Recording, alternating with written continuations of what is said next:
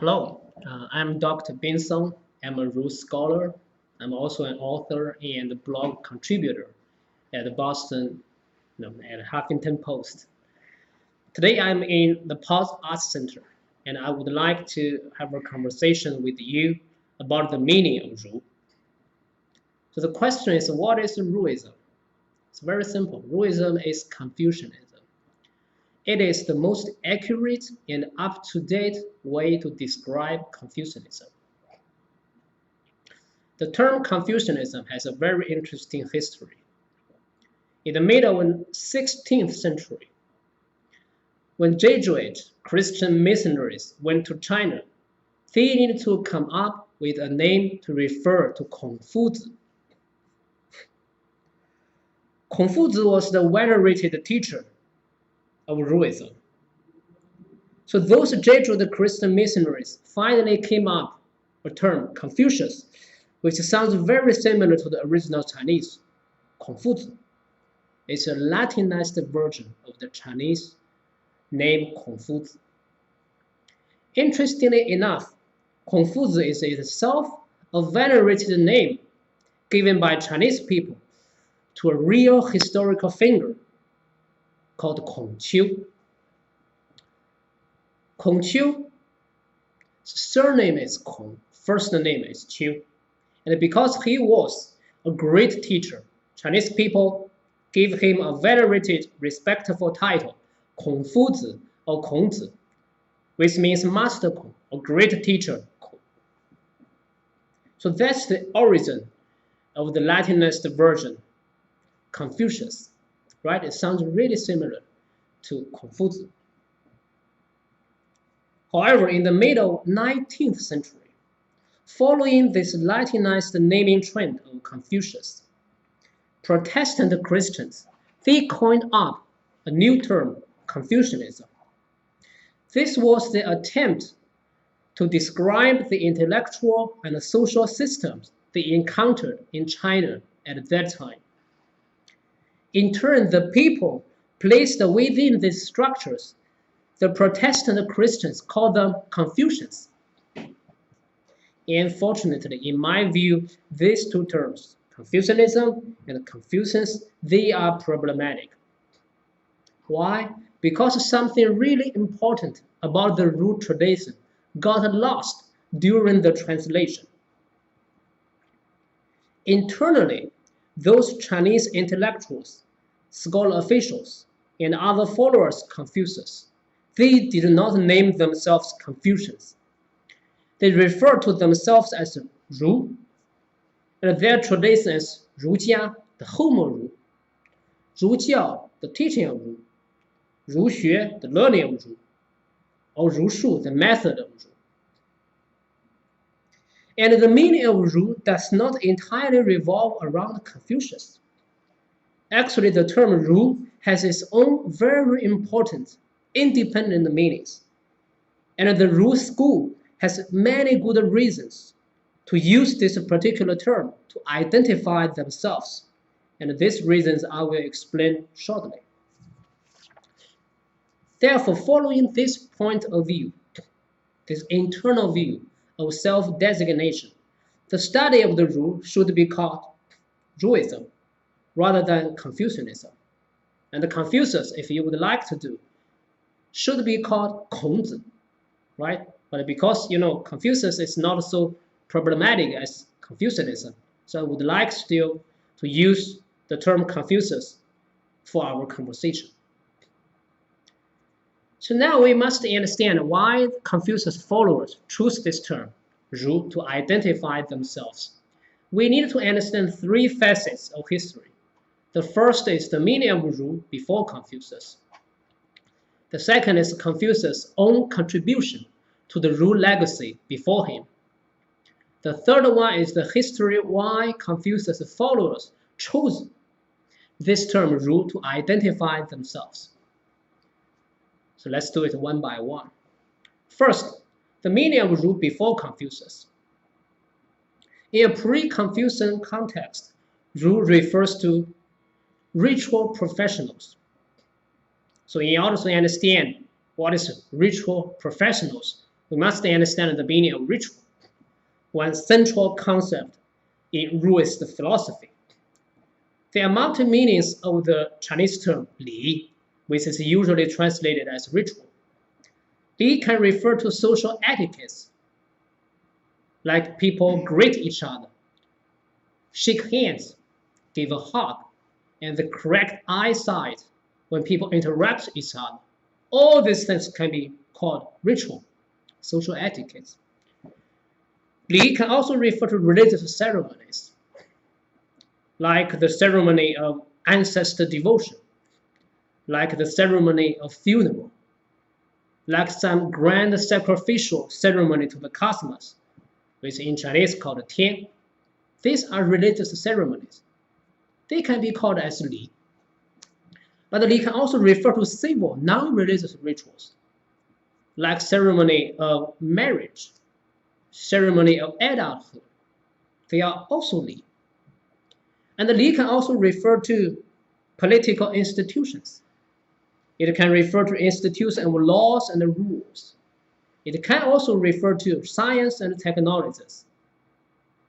In a word, if we have to use a modern term to generalize the reference of this rich variety meaning of 礼, we can say 礼, in the Ruist understanding, is cultural codes or civilizational codes, which speak to the distinctiveness of human civilization.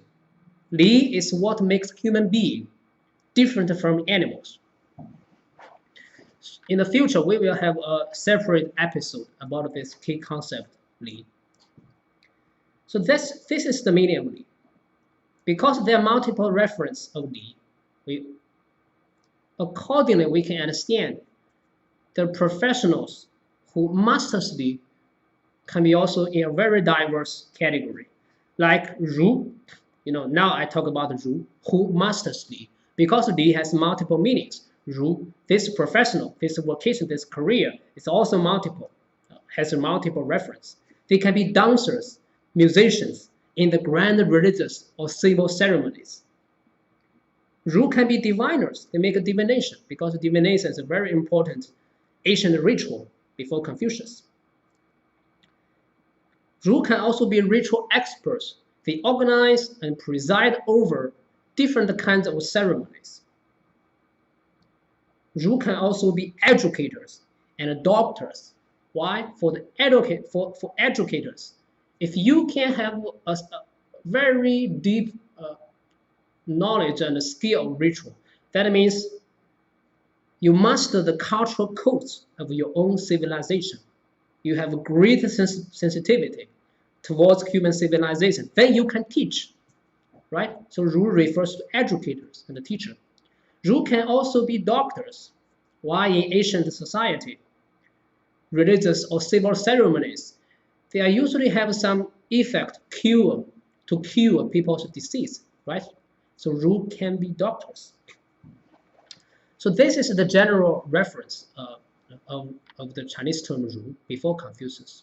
The next thing we must understand is there's a great division among 儒 professionals in late Zhou period where Confucius lived. So what happened? The Zhou dynasty is a feudal society. The emperor had the central authority, and the emperor inflicted different areas to different relatives in the royal family. So the entire system is feudal. It's a hierarchy of power where the emperor distributed his central authority to different kinds of local lords. That's originally the Zhou dynasty's polity looks like. But in the time when Confucius was lived, this system has a great problem. It collapsed. So there's a time of social turmoil. The emperor cannot hold the central authority anymore. So all the local lords become warlords. They continually compete each other and challenge the central power of the emperor. So this creates a very distressful social situation for the ritual professionals, for 儒. Why? Because originally This rule's job is to organize the rituals, and they work for central governments. Now the entire society was thrown into this chaos. So lots of this rule professionals lost their job. Originally, their performance ritual is very kind of like highly respected by people. Why? Because if you organize a funeral ritual, you also teach people how to venerate your ancestors. So you help to cultivate the virtue of filial piety among people. Ritual performance has educational effect. But right now, because the entire society falls apart, this drives part of the rule professionals go to ordinary household, earn money in reliance upon their ritual skills, like funeral. Original funeral has some grand educational effect, but right now, rule professionals lost their job in the government, and they need to go to ordinary household, to go to rich people, to say, since your family has died, we can provide a funeral service. So right now, the ritual is used by rule for private profits rather than for any education purpose, right? So this is the great division of rule in a pre-Confucian context. So the next question is, what is the contribution made by Confucius to the rule legacy before him? There's two major contributions made by Confucius. The first one, since the rule divides itself, the rule career, the professionals divides itself, the ritual performance was pursued for different purpose. Right now, Confucius answers a very urgent question for all rule, which means, what is the good ritual? What is the bad ritual? What's the good purpose to pursue ritual? What's the better purpose for pursue ritual? So Confucius, through his thinking and practice, lay out a deeper philosophical foundation of ritual. This is quintessized, this is crystallized into a central ruleist concept, 人, humanis or humanity. So the answer given by Confucius is that only when ritual expresses sincere and candid human feeling, only when ritual facilitates the creation of social harmony, it is good and should continue to be performed. Because ritual speaks to cultural codes in the ruleist context. If Confucius gives us the criterion to differentiate good ritual from bad ritual, that basically means Confucius pointed out the correct direction of human civilization. That is one major reason why Confucius was so highly respected by later generations of Ru. We'll have a separate episode about the central concept of Ren in the future. So this is the first contribution made by Confucius to the Ru legacy before him. The second one is Confucius carefully compile, comment, and explain the rich Ru classics called Liu Jing, meaning 6 classics. Confucius compile it, comment, explain it to his students, and therefore Confucius lay a firm foundation for the further development of the Ru tradition. So the first contribution gave us a criterion to differentiate good ritual from bad ritual, good culture from bad culture. The second one, Confucius compiled a whole bunch of Ru classics to tell people, okay, this is the whole body of good ritual. We must continue to learn it, reflect upon it, and according to different time, different periods, invent new ritual, contribute to new forms of culture. So there's a famous verse in the Analects. Analects is 论语. It's the anthology of conversation between Confucius and his students. There's a verse in the Analects which speaks to the thing we just talked about. The verse says, Confucius tells his students, 子夏, you should be a noble Ru rather than a petty Ru. Right? There's two different kinds of Ru in Confucius' mind. Noble Ru. What is noble Ru? Noble Ru pursues ritual for noble purpose. That means for self-cultivation, for cultivating good community, bringing social harmony to human society in general, to enhance the social welfare of human fellows. If you use culture, your skills and knowledge of ritual for this purpose, you are a noble. Otherwise, if you use your ritual, knowledge, skill, your command of culture to earn money, to compete, to earn private profits, you are a petty, right? Just imagine if you are funeral expert, which is highly needed in that time by ordinary household. If you are a petty, you virtually hope people will die, right? Because if people die, you will be high demand on the market, and then you can sell your skill of funeral rituals. In this way, you will be a petty, and Confucius detests this kind of petty. Okay, so next question is, we must understand, although Confucius made great contribution to the rule legacy before him, Confucius himself has no intention to name his school. Confucius would like to be a transmitter rather than an inventor, a transmitter of the rule legacy of the ancient Chinese civilization before him. He does not want to be an inventor of something totally new, let alone naming a tradition. The fact Confucius' followers named themselves, named their own school, this thing took place after Confucius' death. The time after Confucius was called the Warring State period. Intellectually, it is highly polemical. Other schools continue to attack Confucius' followers and refer to them as Ru.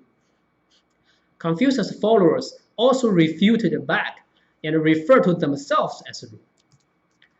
So the Ru school was actually officially entitled in a highly polemical intellectual period when Confucius' followers tried to identify themselves.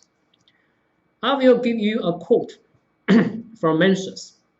Mencius is the second most important Ruist philosopher after Confucius. So from this quote, you can understand, for Mencius, the second generation of Confucius followers, they already have this very clear self-consciousness to identify themselves as Ru. The quote says, those who are fleeing from the errors of moist naturally turn to yang, and those who are fleeing from the errors of yang naturally turn to Ru. In this quote mentions three schools, Moist, Taoist, and Ru. So Mencius says if a person learns with the Moists and finds their error, they will go to Taoist school. If a person learns with the Taoist and finds the error of Taoist, they will go to the school of Ru. So you can see Mencius already used this term Ru to identify his own school, right? So this fact, the Ru school, officially entitled, is actually took place in the Warring State period. So the crucial thing for us is to understand why. Why Confucius' followers choose this term Ru to identify themselves. Just now we understood the extension of the concept of Ru. Before Confucius, they are ritual professionals, right? That's the extension of the concept of Ru. Right now we must understand the intention of the concept of Ru. And only after we understand the good content, the good meaning, the beautiful reference of the term Ru, and then we can understand why Confucius' followers choose this term to identify themselves. The first meaning of Ru, its content, is being soft. So Ru, 柔也, 柔 means soft. What I mean by being soft? Confucius' teaching hope people can get civilized through education, self-cultivation, and a constant performance of cultural codes as a ritual.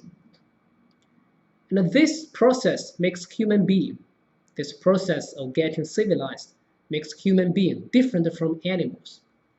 So the first meaning of Ru actually speaks to the distinctiveness of human civilization. To be human is not to be an animal. To be human is to be civilized, to be decent, to be graceful, to be non-violent. So that's the first meaning of the term Ru. The second meaning of the term Ru is to moisten, to bring some humidity, bring some water, to smooth things out.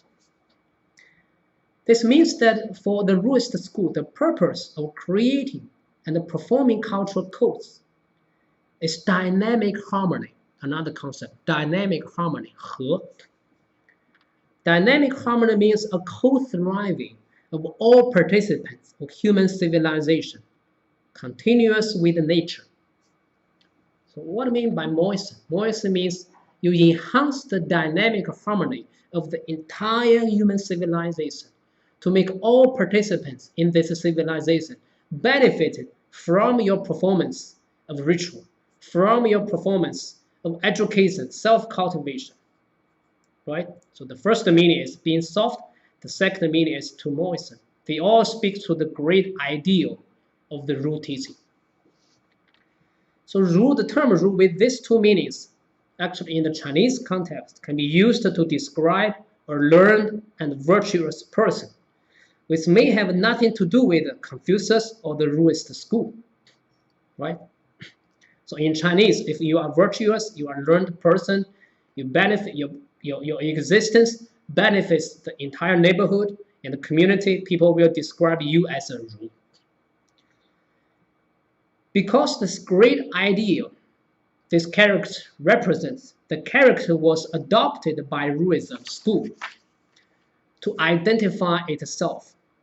This broad meaning of Ru also speaks for the non-sectarian and quintessentially humanistic spirit of the Ru school. Okay, this is the major content of our conversation. Because I have advertised this conversation in our Facebook group, I also gathered several questions from friends, and now I will select two of them to answer you. The first one is how to pronounce the Chinese term Ru. Every Chinese character has 4 tones. The term Ru sounds like the Chinese, the English word Zu, but it has a rising tone, Ru. So you can pronounce with me, Ru. This is the first question from our friends. The second question is, one friend asked me, I want to clarify why to name this school Confucian or Confucianism is completely wrong. According to our conversation just now, in my view, it is not completely wrong to name the school Confucianism. Why? After all, Ru sometimes use 孔教 or 孔门 to refer to their own school in history. 孔教 means teaching of Confucius. 孔门 means gate of Confucius, school of Confucius. Occasionally, in history, Ru indeed used this term, 孔教 or 孔门 or Confucianism, to refer to their own school. However, most of the time, maybe more than 95–96% of the time, the term Ru is used to identify the Ru school rather than 孔教 or 孔门. So actually, it is comparatively wrong to call Ruism Confucianism. Why? Because it is very important for us to understand this point in order to perceive the ideal and the nature of the Ru school. In other words, knowing how the Ru tradition was self-identified as a Ru will make beginning learners to understand more accurately both its history and its philosophy of Ruism. I can give you another quote. In the Analects, Confucius taught his students, 当仁不让于师. When the cause of humanity is at stake, please do not yield to your teacher. Right? If you think something is really important for you, you need to do it, but it happens to contradict with your teacher, according to Confucius' view. In this case, the students do not need to follow Confucius. So since Confucius himself taught his students to critically think of any situation and practice according to their own conscience rather than the teaching of their teacher, this virtuous mean if Confucius knows his followers name the entire tradition according to his person, Confucius would not be happy. So, okay, this is the today's major content, and thank the Paul Art Center again to provide this space to let us have this conversation, and I look forward to future opportunity to talk more about Ruism. Thank you.